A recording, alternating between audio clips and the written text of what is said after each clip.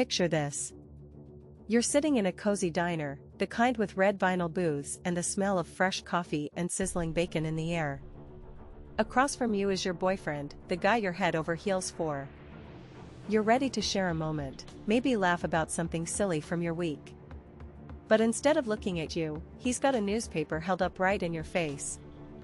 Not a word, not a glance, just the rustle of pages and a wall of newsprint.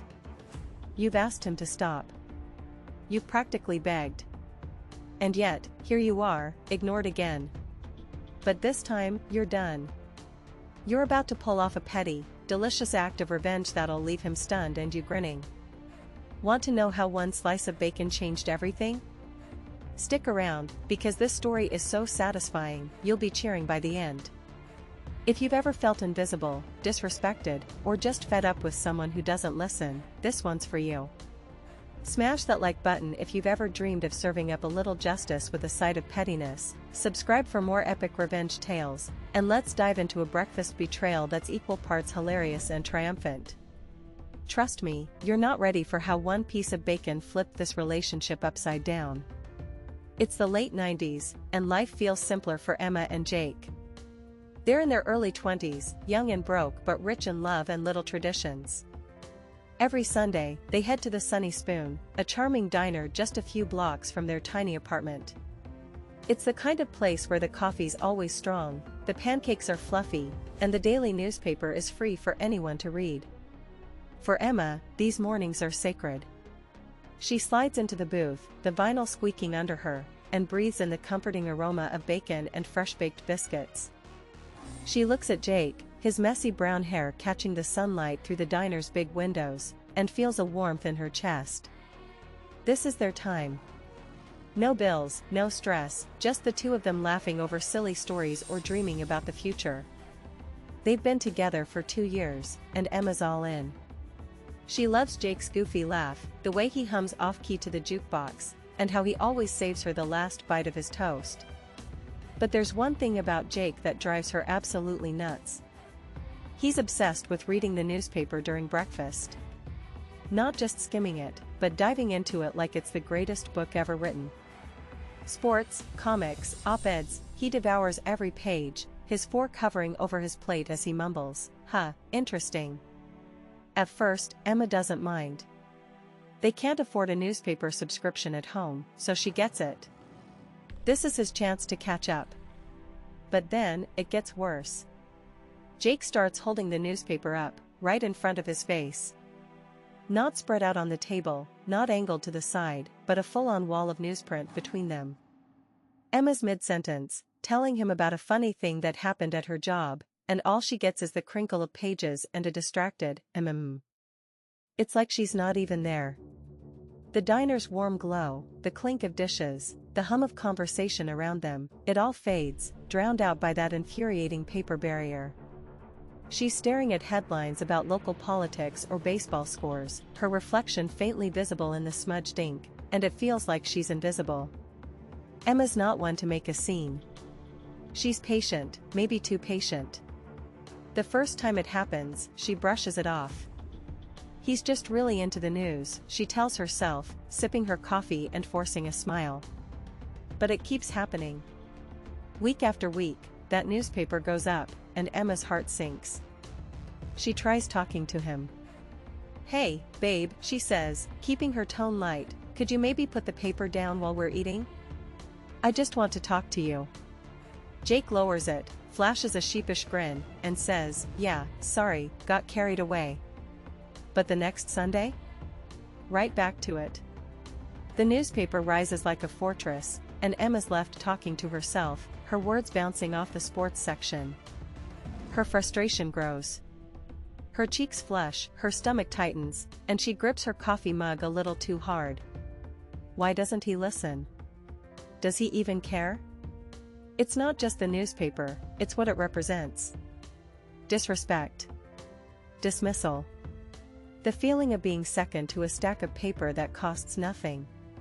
She watches Jake's eyes dart across the pages, completely oblivious to her, and a mix of anger and hurt bubbles up. She's not asking for much, just a moment of connection, a sign that she matters. One morning, after another failed attempt to get his attention, Emma's done. Not outwardly, she's not the yelling type, but inside, something shifts.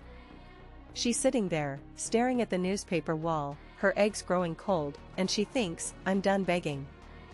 If he won't listen, I'll make him. She glances at the waitress, Betty, a no-nonsense woman with a perm and a quick smile, who's been watching them from behind the counter.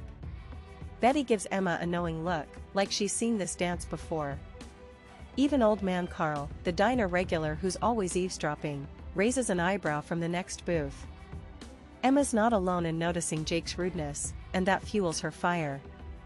It's a crisp Sunday morning, the air smelling faintly of autumn leaves. The Sunny Spoon is buzzing with its usual crowd, truckers, families, a couple of college kids nursing hangovers.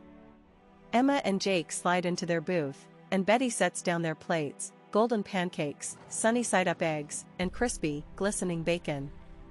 Jake's plate is piled high with his favorite, 4 thick slices of bacon, perfectly cooked, the kind he raves about for days. He unfolds his newspaper, and just like clockwork, lifts it up to block Emma out. Her heart races, a mix of nerves and excitement. She's had enough, and today, she's fighting back, petty style. Emma sees her chance. The newspaper isn't just rude, it's the perfect cover. She leans forward, her movements slow and deliberate, like a cat stalking its prey. Her fingers twitch, her pulse quickening. He's not even looking at me, she thinks, her eyes flicking to the bacon on his plate. He won't notice a thing. She glances around the diner. Betty's wiping down the counter, pretending not to watch. Old man Carl sipping his coffee, his eyes darting over with a smirk. Emma's heart pounds. This is it. Her moment. She reaches across the table, her hand steady but her stomach doing flips. The newspaper crinkles softly as Jake turns a page, completely engrossed. Her fingers close around a single, crispy strip of bacon. The warmth grazes her skin, the smoky aroma making her mouth water. She pulls it back slowly, her heart in her throat, half expecting Jake to lower the paper and catch her. But he doesn't. He just keeps reading, muttering something about a baseball game. Emma pops the bacon into her mouth, the salty, savory flavor bursting on her tongue. It's delicious, not just because of the taste, but because of what it means. A tiny, petty victory. She chews slowly, savoring every moment, her eyes locked on the newspaper, waiting for Jake to notice. But he doesn't. He munches on his eggs, flips to the comics, and sips his coffee, oblivious. Emma leans back in the booth, a triumphant smirk spreading across her face. She feels like a master thief who just pulled off the heist of the century. Have you ever felt that kind of petty rage? That moment where you just want to stick it to someone, even in the smallest way? That's exactly where Emma is, and she's loving every second of it. The meal goes on, and Jake doesn't suspect a thing. Emma's buzzing with adrenaline, a mix of guilt and glee. I did it, she thinks. I actually did it. But the real payoff is coming. As they finish and head to the car, the vinyl seats creaking under them, Emma can't hold it in anymore. She slides into the passenger seat, turns to Jake, and says, her voice casual but dripping with triumph, "Hey, babe. You know that bacon you love so much? I ate one of your slices." Jake's head whips around, his eyes wide. What? When? Emma leans closer, her smile widening. While you were hiding behind that stupid newspaper. You didn't even notice. And you know what? If you keep putting that thing in my face, I'll do it again. For a moment, Jake just stares, his mouth slightly open, like he's been hit with a frying pan. He's stunned, a little embarrassed, and maybe even a little impressed. Then, to Emma's surprise, he bursts out laughing.